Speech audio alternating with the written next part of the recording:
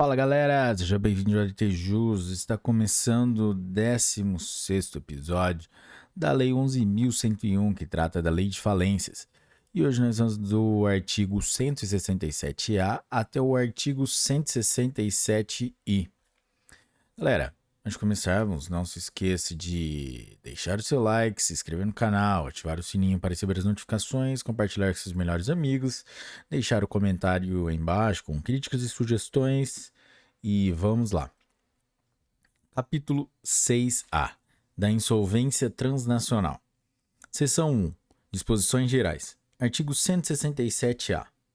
Este capítulo disciplina a insolvência transnacional, com o objetivo de proporcionar mecanismos efetivos para: inciso 1. A cooperação entre juízes e outras autoridades competentes do Brasil e de outros países em casos de insolvência transnacional. Inciso 2. O aumento da segurança jurídica para a atividade econômica e para o investimento.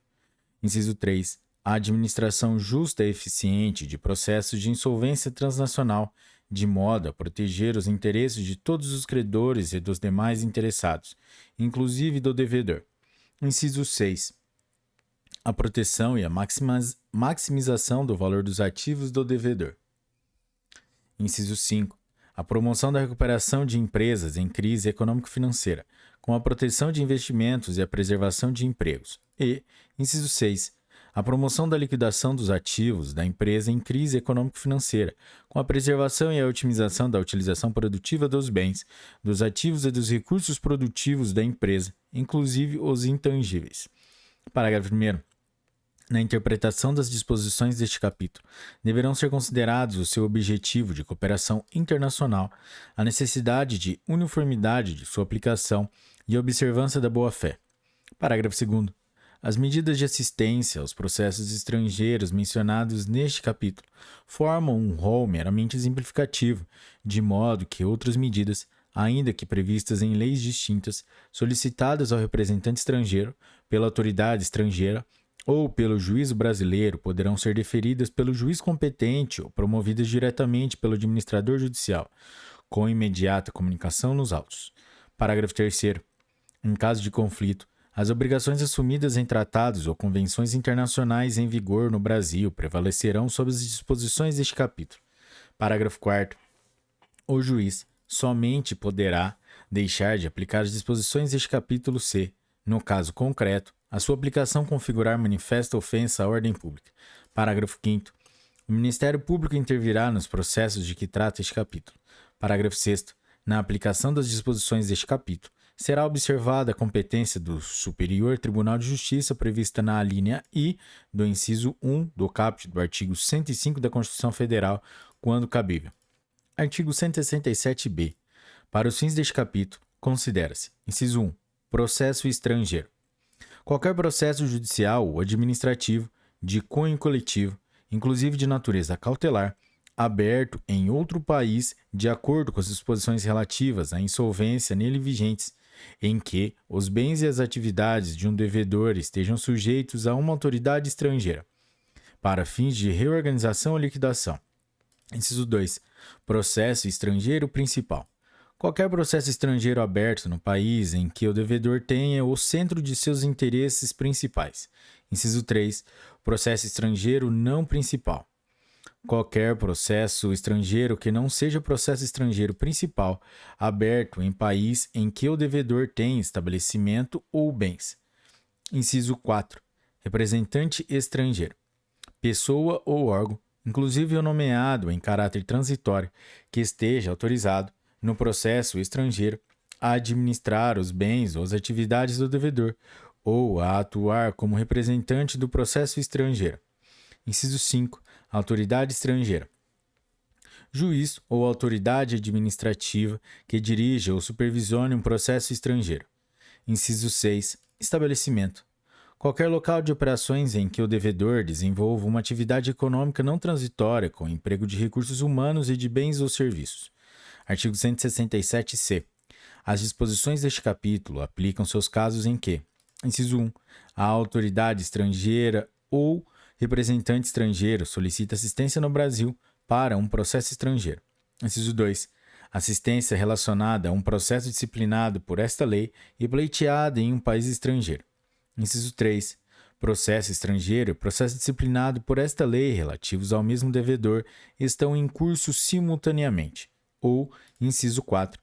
Credores ou outras partes interessadas de outro país têm interesse em requerer a abertura de um processo disciplinado por esta lei ou dele participar. Artigo 167-D. O juiz do local do principal estabelecimento do devedor no Brasil é o competente para o reconhecimento de processo estrangeiro e para a cooperação com a autoridade estrangeira nos termos deste capítulo. Parágrafo 1º. A distribuição do pedido de reconhecimento do processo estrangeiro previne a jurisdição para qualquer pedido de recuperação judicial, de recuperação extrajudicial ou de falência relativo ao devedor. Parágrafo 2º. A distribuição do pedido de recuperação judicial, de recuperação extrajudicial ou de falência previne a jurisdição para qualquer pedido de reconhecimento de processo estrangeiro relativo ao devedor. Artigo 167-E. São autorizados a autuar em outros países, independentemente de decisão judicial, na qualidade de representante do processo brasileiro, desde que essa providência seja permitida pela lei do país em que tramitem os processos estrangeiros. Inciso 1. O devedor, na recuperação judicial e na recuperação extrajudicial. Inciso 2. O administrador judicial, na falência. Parágrafo 1º. Na hipótese de que trata o inciso 2 do caput deste artigo, poderá o juiz, em caso de omissão do administrador judicial, autorizar terceiro para a atuação prevista no caput deste artigo. Parágrafo 2º. Qualquer pedido dos autorizados, o juízo mandará certificar a condição de representante do processo brasileiro. Seção 2. Do acesso à jurisdição brasileira. Artigo 167-F. O representante estrangeiro está legitimado a postular diretamente ao juiz brasileiro, nos termos deste capítulo. Parágrafo 1º. O pedido feito ao juiz brasileiro não sujeita ao representante estrangeiro nem ao devedor, seus bens e suas atividades à jurisdição brasileira, exceto no que diz respeito aos estritos limites do pedido. Parágrafo 2º. Reconhecido o processo estrangeiro, o representante estrangeiro está autorizado a: inciso 1. Ajuizar o pedido de falência do devedor, desde que presentes os requisitos para isso, de acordo com esta lei. Inciso 2. Participar do processo de recuperação judicial, de recuperação extrajudicial ou de falência do mesmo devedor em curso no Brasil. Inciso 3. Intervir em qualquer processo em que o devedor seja parte, atendidas as exigências do direito brasileiro. Artigo 167-G. Os credores estrangeiros têm os mesmos direitos conferidos aos credores nacionais nos processos de recuperação judicial, de recuperação extrajudicial ou de falência. Parágrafo 1º.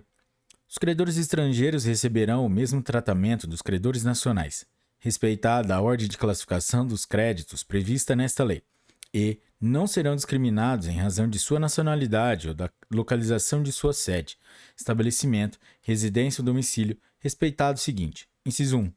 Os créditos estrangeiros de natureza tributária e previdenciária, bem como as penas pecuniárias por infração de leis penais ou administrativas, inclusive as multas tributárias devidas a estados estrangeiros, não serão considerados nos processos de recuperação judicial e serão classificados como créditos subordinados nos processos de falência, independentemente de sua classificação nos países em que foram constituídos. Inciso 2. O crédito do representante estrangeiro será equiparado ao do administrador judicial nos casos em que fizer jus à remuneração, exceto quando for o próprio devedor ou seu representante. Inciso 3. Os créditos que não tiverem correspondência com a classificação prevista nesta lei serão classificados como quirografários, independentemente da classificação atribuída pela lei do país em que foram constituídos. Parágrafo 2º. O juiz deve determinar as medidas apropriadas, no caso concreto, para que os credores que não tiverem domicílio ou estabelecimento no Brasil tenham acesso às notificações e às informações dos processos de recuperação judicial, de recuperação extrajudicial ou de falência. Parágrafo 3º. As notificações e informações aos credores que não tiverem domicílio ou estabelecimento no Brasil serão realizadas por qualquer meio considerado adequado pelo juiz, dispensada a expedição de carta rogatório para essa finalidade. Parágrafo 4º. A comunicação do início de um processo de recuperação judicial ou de falência para credores estrangeiros deverá conter as informações sobre providências necessárias para que o credor possa fazer valer seu direito, inclusive quanto ao prazo para apresentação de habilitação ou de divergência, e a necessidade de os credores garantidos habilitarem seus créditos. Parágrafo 5º. O juiz brasileiro deverá expedir os ofícios e os mandados necessários ao Banco Central do Brasil para permitir a remessa ao exterior dos valores recebidos por credores domiciliados no estrangeiro. Seção 3. Do reconhecimento de processos estrangeiros. Artigo 167-H. O representante estrangeiro pode ajuizar perante o juiz pedido de reconhecimento do processo estrangeiro em que atua. Parágrafo 1º.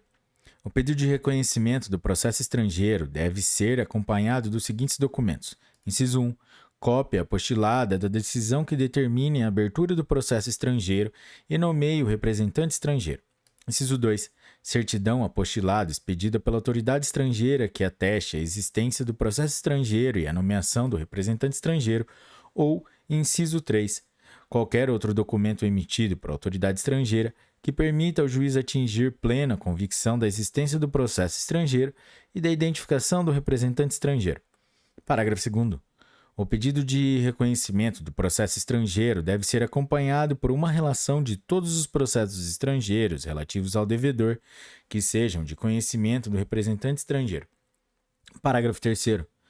Os documentos regidos em língua estrangeira devem estar acompanhados de tradução oficial para a língua portuguesa, salvo quando, sem prejuízo aos credores, for expressamente dispensada pelo juiz e substituída por tradução simples para a língua portuguesa, declarada fiel e autêntica pelo próprio advogado, sob sua responsabilidade pessoal.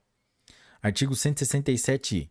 Independentemente de outras medidas, o juiz poderá reconhecer, inciso 1, a existência do processo estrangeiro e a identificação do representante estrangeiro, a partir da decisão da certidão referidas no parágrafo 1º do artigo 167-H desta lei, que os indicarem como tal. Inciso 2. A autenticidade de todos ou de alguns documentos juntados com o pedido de reconhecimento do processo estrangeiro, mesmo que não tenham sido apostilados. Inciso 3. O país onde se localiza o domicílio do devedor, no caso dos empresários individuais, ou o país da sede estatutária do devedor, no caso das sociedades, como seu centro de interesses principais, salvo prova em contrário. Galera, é isso aí. Esse foi o 16º episódio da Lei 11.101 e hoje nós fomos dos artigos 167A até o artigo 167I.